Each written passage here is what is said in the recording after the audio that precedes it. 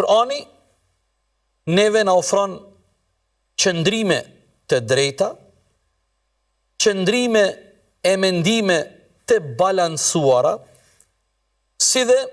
Kurani në përgjithësi për ne është një manual jete dhe është një hartë që ne nëpërmjet direktivave, e mësimeve, e sqarimeve të Kuranit ne orientohemi për gjitha aspektet dhe dimenzionet e jetës tonë, kudo dhe kurdo që ne, kudo që gjindemi dhe kurdo që gjindemi në çfarëdo lloj situate dhe gjendje e cila neve na rrethon dhe karakterizon gjendjen tonë, është harta e Kuranit e cila na orienton në drejtimin e duhur. Prandaj, Hoxha i nderuar Nabulsi deri sa është duke e analizu ajetin ton, thot vlerësimi i Kuranit kuptohet vetëm atëherë kur ne e matim praktikisht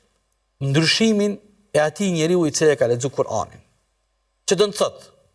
nëse një njeri e lexon, e mëson dhe e studion Kur'anin dhe provon me jetu me Kur'anin, ne e vlerësojmë Kur'anin tek personin e fjalë kur ne e shohim dhe e prekim ndryshimin e tij në jetën e tij. Nuk është poenta Kur'ani të lexohet me orë të tëra, ani pse leximi i Kur'anit thjesht është adhurim dhe ibadet, por Kur'ani duhet të matet nga një aspekt tjetër, pikërisht nga aspekti që Kur'ani e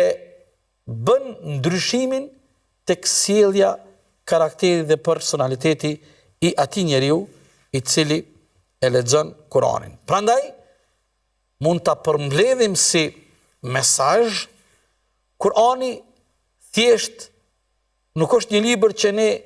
e lexojmë dhe e recitojmë në momente dhe situata të caktuara, por realisht Kur'ani është kuptimi i thellë i mësimeve të Kur'anit dhe të jetuarit dhe të vepruarit me Kur'an.